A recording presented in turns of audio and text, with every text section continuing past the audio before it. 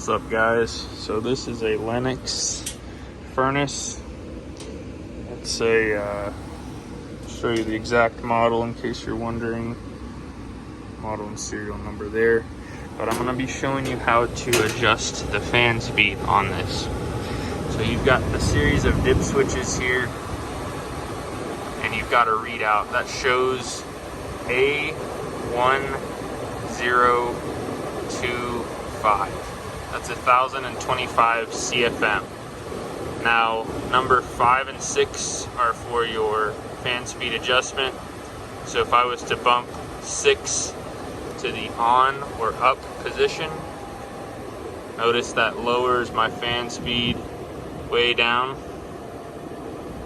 Bump 6 back down and it'll hop back up to 1025.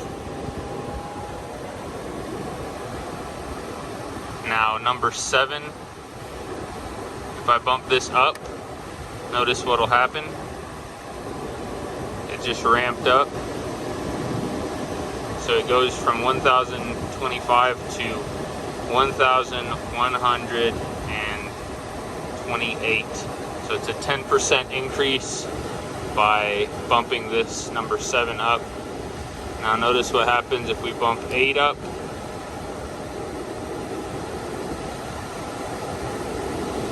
Keeps going up. Now we've got a 1250 CFM. So we've successfully ramped up the speed.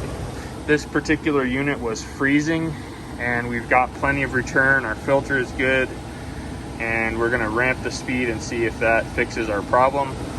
And if you just want more airflow out of your vents, these 4 pins here are how you adjust the fan speed on a Lennox furnace.